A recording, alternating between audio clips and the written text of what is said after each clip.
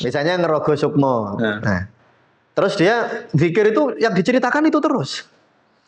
Nanti kalau kamu zikir, kamu bisa melampaui dirimu. Tapi yang dimaksud melampaui itu bukan melampaui ego, melampaui ilmu ini.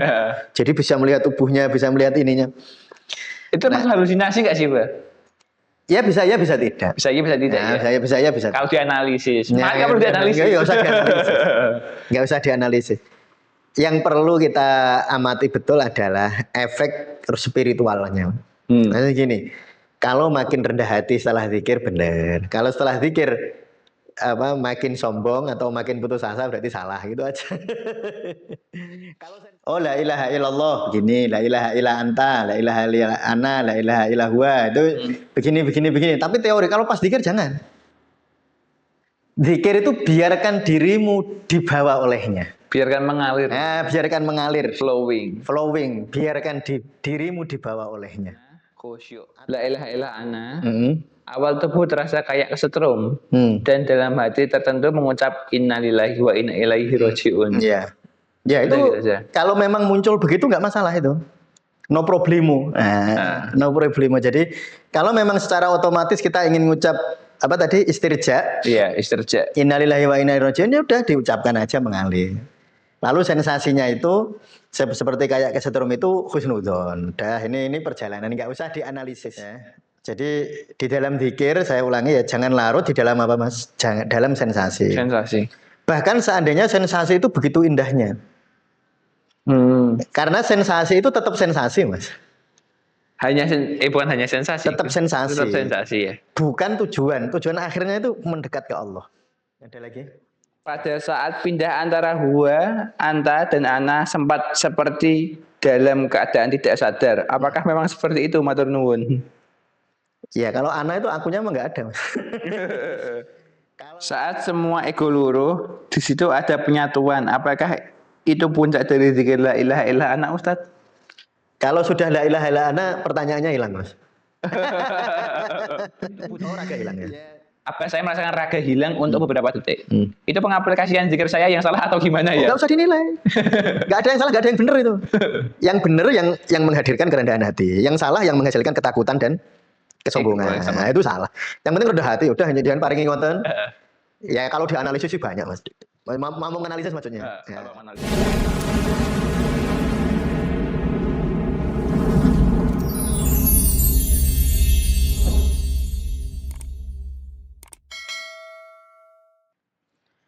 Assalamualaikum warahmatullahi wabarakatuh. Waalaikumsalam warahmatullahi wabarakatuh. Gimana kabarnya Mas Bayu? Alhamdulillah. Alhamdulillah tenanan apa enggak? Ya baik teman-teman, alhamdulillah Allahumma sholli wa sallim ala sayyidina Muhammad ibni Abdillah ya. Kesempatan kali ini saya akan seperti saya janjikan kemarin.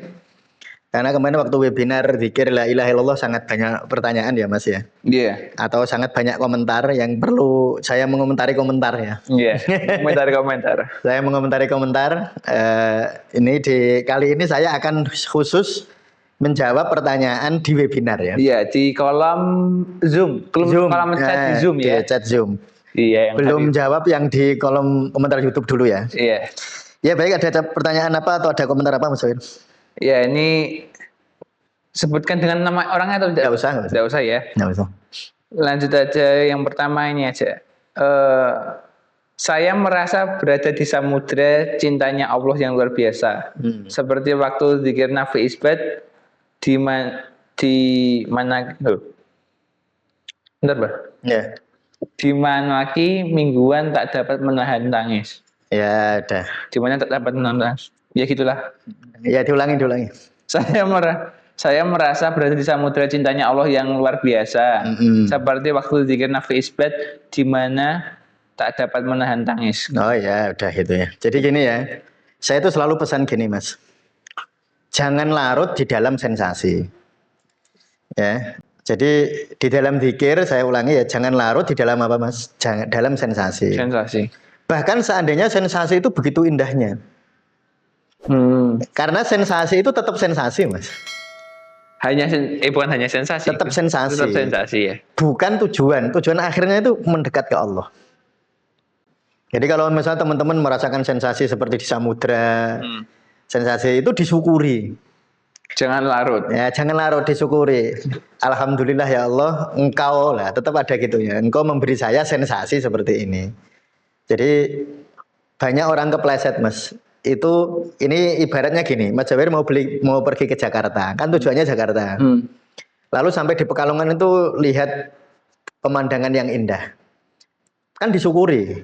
Syukur. Tapi jangan di situ terus. Oh iya, jangan berhenti terus tiba-tiba turun. Atau malah nanti sampai di Pemalang ada gadis cantik.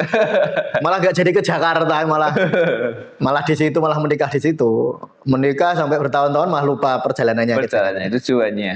Disyukuri. Ya, jadi caranya setiap ada sensasi disyukuri ya. Jadi alhamdulillah kalau ada sensasi semacam itu. Tapi selalu disadari bahwa ini adalah keindahan perjalanan. Tetap perjalanan. Ya gitu Mas Jawir. Saya kira komennya. Ya, ada lagi? Satu lagi ya. Assalamualaikum. Waktu zikir la ilaha illallah ana. La ilaha illa ana. Awal tubuh terasa kayak kesetrum. Dan dalam hati tertentu mengucap innalillahi wa inna ilaihi rajiun. Iya. Ya itu kalau memang muncul begitu nggak masalah itu. No problemo.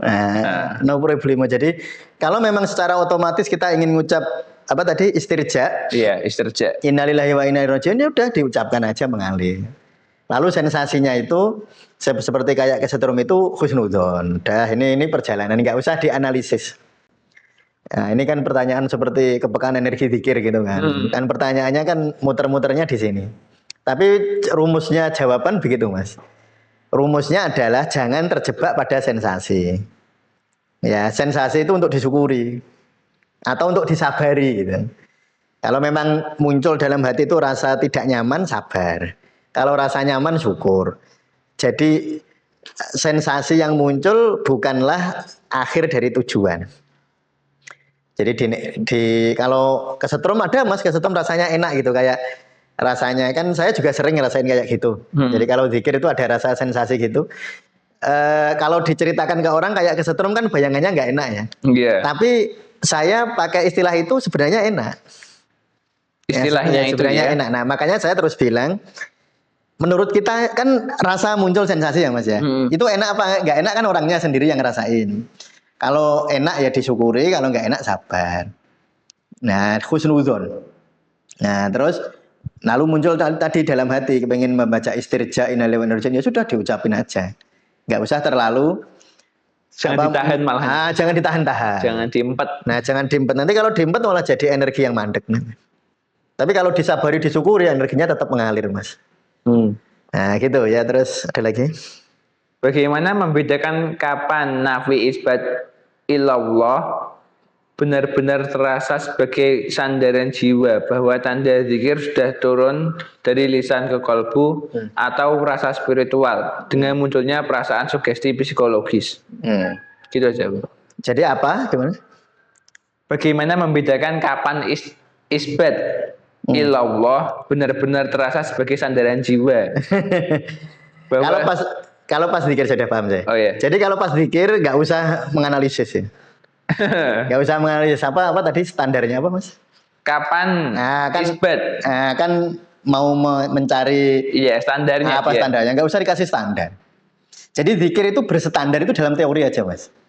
Jadi pas teori kita pakai standar.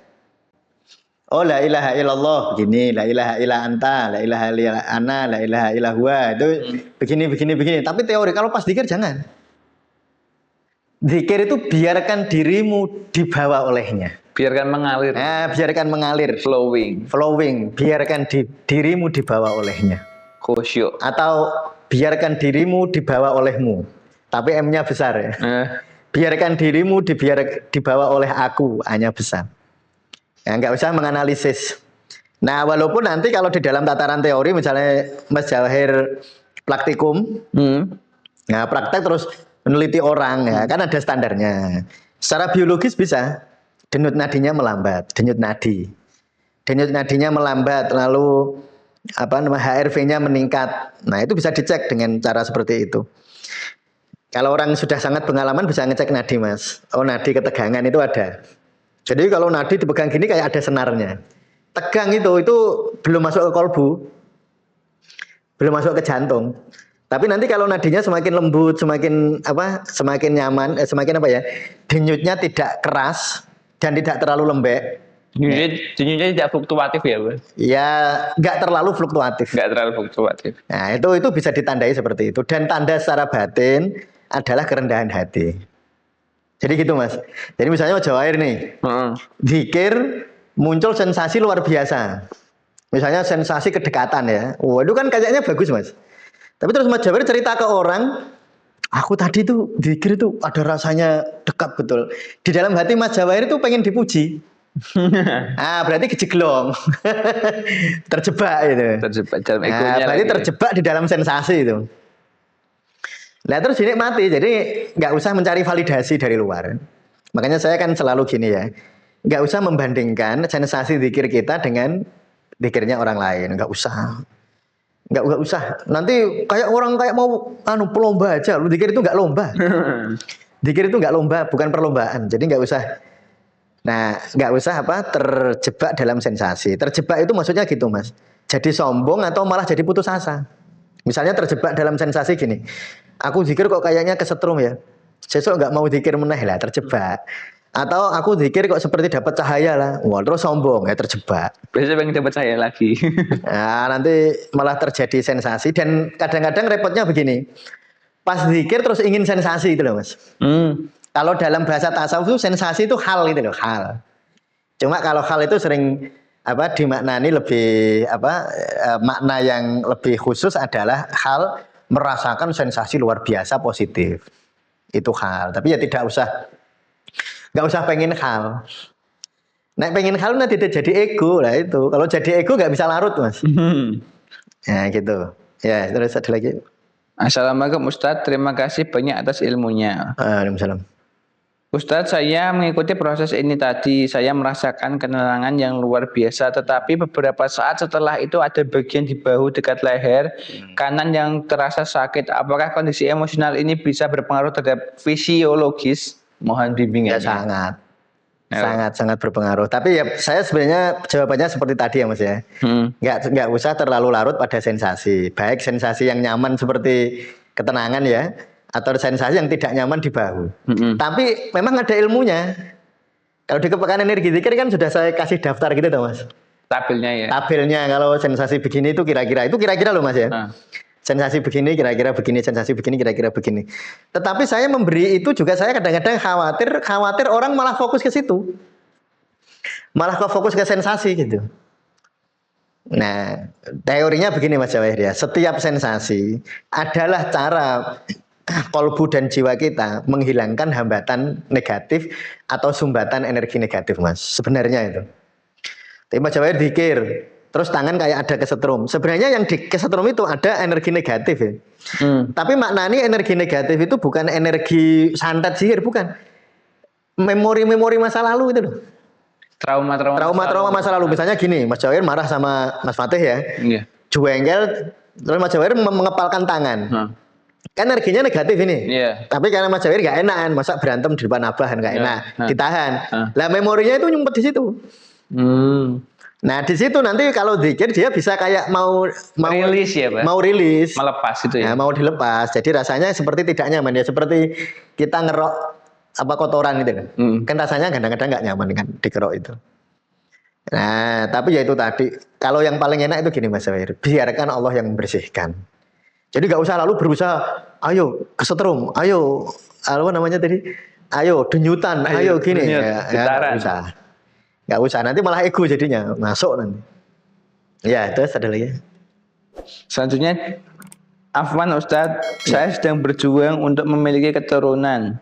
Insya Allah upaya medis sudah kami tempuh semampunya. Di satu sisi saya juga menjaga hati untuk ikhlas dengan ketetapan Allah. Doa saya saat sujud, Robli habli minas solihin. Namun saya mulai ketakutan untuk berdoa karena takut kecewa. Mohon bimbingannya Ustaz. Keadaan saya yang sedang berjuang dan berusaha ikhlas. Nah jadi ketika itu kan sensasi subjektif ya, bukan sensasi ya. Itu kan rasa subjektif. Takut berdoa itu kan rasa dipaksa loh Mas. Iya. Namanya aja takut. Ya kalau takut ya gak usah doa. Lalu mengalir aja, mengalir. Lalu apa yang tidak takut kita doakan apa? Lalu zikir nafi isbat Mas. Tarik nafas, ya Allah tidak ada yang gini, hembuskan nafas kecuali Engkau ya Allah. Lah yang pengen didoakan apa? Misalnya pengen tenang. Tarik nafas, tidak ada yang bisa menenangkan hamba, hembuskan nafas kecuali Engkau ya Allah. Terus suatu ketika pengen doa lagi, ya Allah saya tidak ada yang bisa memberi hamba keturunan, hembuskan nafas kecuali Engkau ya Allah gitu. Nah, itu kebetulan kemarin Mas Jawir sama saya kemarin ya. Yeah. Yang ada pasien di Masjid Agung. 11 atau 15 tahun kemarin ya. 15 tahun. 15 tahun ya, menunggu keturunan dihadirkan Allah dan alhamdulillah itu dihadirkan Allah. Tapi saya mengingat betapa beliau santai ya. Relax banget orang. Iya, relax. Jadi sebenarnya gini, tentu saya tidak bisa mengatakan bahwa beliau relax 100% ya. Iya. Nah, tetapi beliau tidak terlalu larut di dalam kecemasannya dan itu memang malah memudahkan pengobatan sih, Mas.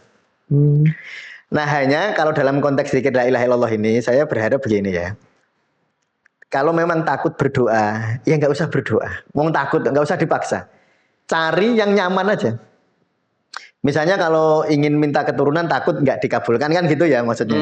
Takut nggak dikabulkan. Nah sekarang apa yang ingin diminta? Pengen tenang kan? Nah, terus nafi isbatnya gitu, tarik nafas. Tidak ada yang bisa memberi ketenangan, hembuskan nafas kecuali Engkau ya Allah. Nah nanti kalau memang nanti sesekali kepingin konsultasi ke saya secara langsung untuk soal seperti itu nanti boleh. Ya, boleh konsultasi secara langsung. Ya gitu, Mas. Masih ada berapa itu? Masih ada banyak ya, Pak. Ada lagi? Pada saat pindah antara huwa, anta dan ana sempat seperti dalam keadaan tidak sadar. Apakah memang seperti itu, matur nuwun? Ya, kalau ana itu akunya emang nggak ada, Mas. Kalau anta itu akunya masih ada ya. La ilaha illallah itu akunya jelas ada. Dan aku-aku yang lain banyak, Mas. Tapi kalau la ilaha illa anta itu akunya sudah la ilaha illa anta hanya aku dan engkau. Dia sudah nggak ada. Dia udah nggak ada. Nah, kalau ana, aku nggak ada, engkau nggak ada, dia nggak ada. Adanya cuma aku. Dan memang seringkali sensasinya ya karena la ilaha illa ana adalah leburnya ego ya. Ya saya tidak ya. Teman-teman tolong untuk tidak membayangkan ya. Jadi misalnya tidak sadar itu jangan dibayangin ngantuk kan itu nggak sadar juga. Iya. Atau nggak sadar itu seperti dibayangkan orang minum sesuatu gitu. Ya istilah yang jelas adalah luruhnya ego dan biarkan sensasinya muncul apa adanya. Tapi dia sudah bisa menyadari ya. Nah, tetapi anehnya begini. Nah, ini nanti jadi yang kadang-kadang jadi penghambat itu. Kan sudah terjadi seperti ini. Yeah. Lalu ketika zikir diulang lagi, dia ingin seperti ini. Malah nggak jadi. Kan malah ego, Mas. Iya, jadi ego. Nah, nanti malah nggak ketemu. Ya terus gimana, Ustaz? Ya udah dibiarin aja, pokoknya terserah Allah itu. Biar mengalir aja. Biar mengalir, flowing. Ya Allah, aku zikir aku mengingatmu. Hamba mengingat keindahanmu, hanya mengingat ya sudah gitu. Nggak usah terlalu ingin, misalnya kan pernah merasakan sensasi, lalu besok ingin merasakan lagi itu loh maksud saya. Pengen seperti itu persis. Makanya kan banyak yang nanya kan. Kemarin saya bisa begitu kok sekarang enggak. Nah itu. Nah itu sudah terjebak, Mas. Kalau hal seperti itu mengganggu berarti sudah terjebak itu. Terjebak dalam sensasi maksudnya. Dan memang sangat banyak orang sebenarnya.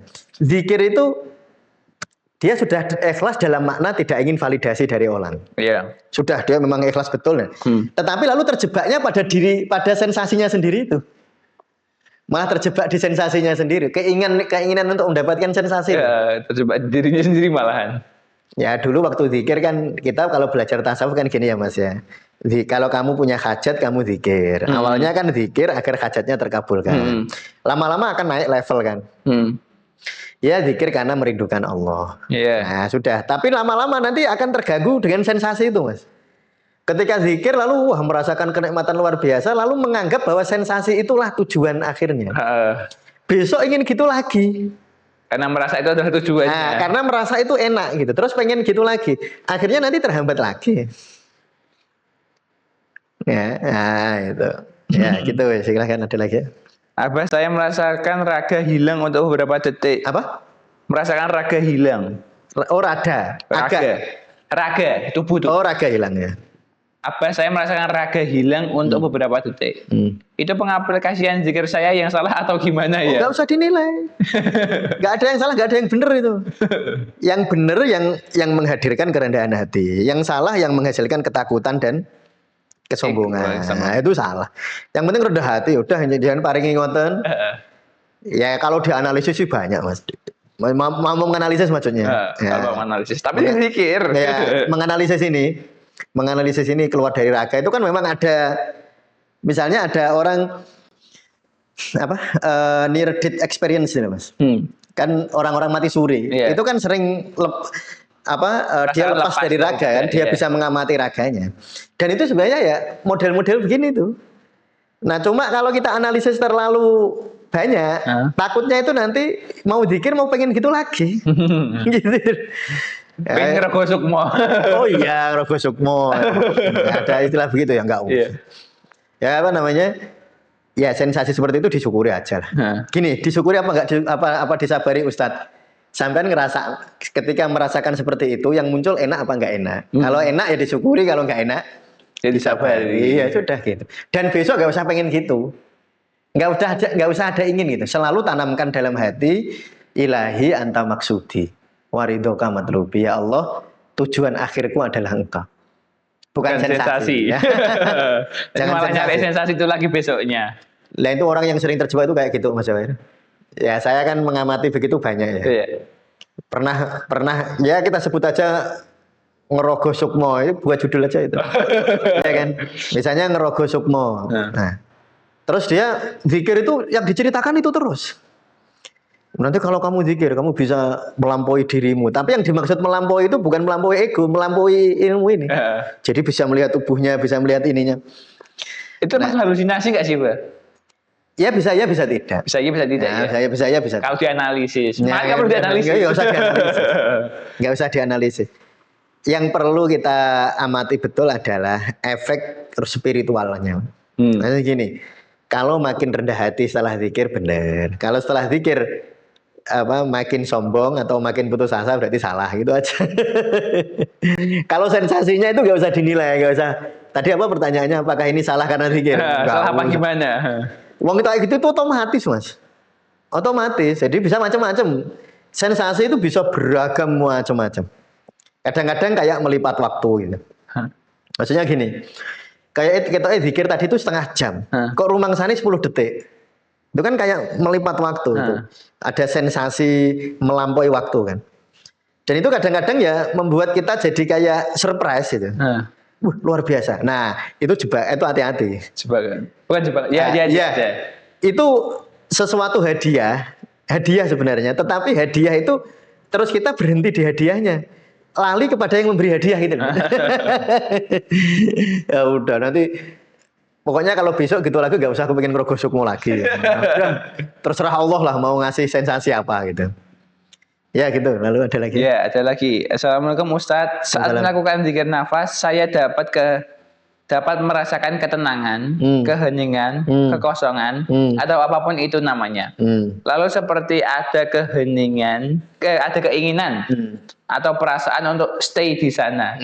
Contoh saat-saat zikir 3 level. Ketika Ustadz bilang selesai, seperti susah untuk menyudahinya. Bagaimana agar ketenangan, garis miring keheningan, garis miring kekosongan tersebut menyatu serta hadir dalam kehidupan dan kegiatan sehari-hari. Terima kasih Ustadz. Ini seperti tadi juga ya. Sebenarnya gini, memang ya saya mengalami hal kayak gitu kan, itu dan selalu dibilang oleh guru saya untuk selalu menyadari bahwa itu tetaplah makhluk. Nah, nek wis pengen kan wis makhluk mlebu to, Mas. Iya. Nah, dan itu kita harus mewaspadai, jangan sampai lalu larut di dalam keheningan itu. Larut dalam keheningan aja enggak loh.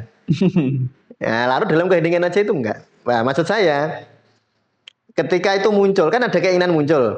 Ya kan hening, merasa damai. Lalu keinginan untuk stay itu keinginan juga kan, Mas ya? Jangan terus marah. Kan saya sebut jangan larut pada sensasi. Lalu marah sama sensasi. Enggak juga. Jangan marah, jangan pengen, jangan apa Mas ya?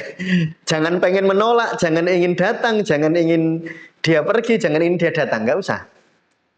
Ya, nah, lalu harus kadung pengen gimana? Sudah terlanjur pengen, sadari. Jadi misalnya muncul, saya ingin di sini terus, matur sama Allah. Ya Allah, Mustamir masih ingin di sini. Terserah engkau mau di sini apa enggak. Loh gitu loh. Nah, langsung dinaikkan ke langit gitu. Langsung dinaikkan kepada Disadari, langsung kemutlakan diakui ya, Allah, Pak? langsung diakui. Jangan ditolak, jangan dimarahi. Jangan ditolak, jangan kan gini terus marah. Oh, aku berarti masih ego, berarti menolak sambil marah itu. Atau kok sudah selesai sih? Ah ya berarti itu ego juga, sama-sama ego. Ya memang ini apa jebakan-jebakan dalam perjalanan seperti ini memang kayak gini, Mas.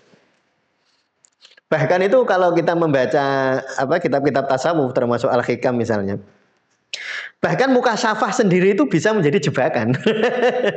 Terjebak dalam mukasafah. Padahal mukasafah itu kan luar biasa.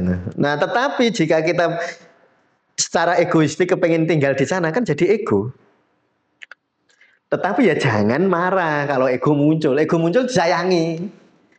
Ego muncul diakui, ego muncul disadari, terus matur sama Allah gitu loh. Ya gitu terus. Saat semua ego luruh, di situ ada penyatuan. Apakah itu puncak dari zikir la ilaha illa ana, Ustaz? Kalau sudah la ilaha illa ana, pertanyaannya hilang, Mas. Ya, jadi ketika orang di la ilaha illa ana, dia nggak akan nanya karena pertanyaannya sudah luruh. Ya makanya di podcast kemarin itu saya sampaikan ya, banyak pertanyaan yang nggak bisa kita jawab dan akan terjawab pada saat kita fana, pada saat kita hening, pada saat kita suwung. Kita akan mendapatkan jawabannya di situ. Tapi itu bukan jawaban intelektual, kemantapan hati. Jadi saya hanya bisa bilang begitu ya, ketenangan batin gitu. Jadi pertanyaan tidak menyiksa lagi. Ya, jadi kalau pertanyaan kalau di la ilaha illa ana orangnya nggak nanya. Ya, nggak ada pertanyaan lagi. Kalau masih di la ilaha illa huwa itu kan masih ada aku, Mas ya. Iya. Kalau masih ada aku kan boleh ya mesti bertanya. La ilaha illa anta masih ada aku, tapi sudah menikmati sebuah kemesraan dengan Allah. Sehingga masih muncul lah aku itu, masih muncul pertanyaan-pertanyaan tapi tidak sudah sangat berkurang. Nah, kalau la ilaha illa ana pertanyaannya hilang, wong akunya hilang. Kan la ilaha illa huwa mustamir rindu kepada Allah. La ilaha illa anta mustamir bermesraan dengan Allah, bertemu dengan Allah. La ilaha illa ana mustamirnya hilang. Lah kalau yang nanya hilang kan pertanyaannya hilang. Nah, makanya saya sering guyon. Berzikirlah sampai gak ada pertanyaan lagi. Berzikirlah sampai tidak ada pertanyaan lagi. Ya gitu, Mas. Ya, ini satu lagi, Pak. Ya.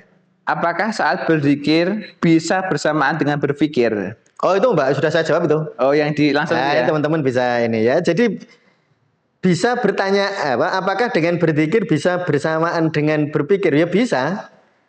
Karena sebenarnya pikiran kita itu kan selalu bekerja. Ya, Pak. Kayak ombak itu loh, Mas. Jadi ombaknya bisa pasang, bisa surut dan nggak usah terlalu bingung. Nah, jadi tetapi nanti pada akhirnya begini, mikir itu adalah iya betul, mikir terjadi karena terjadi dalam keadaan kita sudah melampauinya. Jadi mikir itu bukan lagi dominan secara psikologis itu loh, Mas.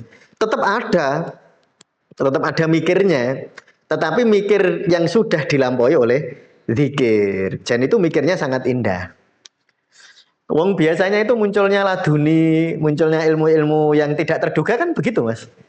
Jadi mikir yang sudah dilampaui oleh zikir. Lah mikir ini yang siap dapat ilmu-ilmu ilmu laduni lah orangnya begitu. Itu kan orang yang mikirnya sudah dilampaui oleh zikir. Bukan hilang loh ya, dilampaui oleh zikir. Nah, jadi kemarin saya kira sudah saya jawab itu. Ya gitu. Ya, satu lagi aja berarti, Pak. Oh, satu lagi, oke. Ya, kalau lafaz la ilaha illahu saja, apa beda dengan huwa, Ustaz? Syukron. Ya sama. Ya kalau secara makna sama. Kan bedanya kalau huwa kan jadi fa'il, kalau hu kan jadi maf'ul kan gitu, Mas. Iya toh, Mas? Iya, betul. Kalau huwa kan huwa Allah. Kalau Allah hu itu ya Allah. Allah sama aja sebenarnya. Ya, sama aja. Jadi maknanya sama gitu, Mas. Maknanya sama. Ya, cuma dalam praktek bahasa bisa kalau huwa kan kalau huwa kan maf'ul, fa'il. Kalau hu kan jadi maf'ul kan gitu. Jadi objek gitu loh. Ya kalau kita maknanya jauh lebih dalam nanti pada akhirnya memang akhirnya zikir itu sebenarnya keheningan Mas. Ini saya mau cerita ini ya sebagai penutup ini. Pertama la ilaha illallah, la ilaha illallah, la ilaha illallah. Lama-lama cuma Allah, Allah, Allah, Allah, Allah. Nanti lama-lama ya cuma hu. Lama-lama apa? Hilang. Hilang, ya nggak ada. Lama-lama nggak ada suara. Nggak ada lafat, nggak ada suara. Nggak ada lafadznya. Bila sautin wala hurufin. Nah, bila sautin wala hurufin. Ya, saya kira gitu, Mas Wahir. Bagi teman-teman yang terutama yang kemarin mengikuti apa, Mas? Seminar. Webinar. Oh, webinar. Mas Allah, nanti silahkan kalau masih ada pertanyaan bisa ditanyakan di grup atau di bawah kolom komentar di bawah ini ya. Terima kasih Mas Wahir sudah mendampingi, sudah membacakan pertanyaan-pertanyaan. Terima kasih. Assalamualaikum warahmatullahi wabarakatuh.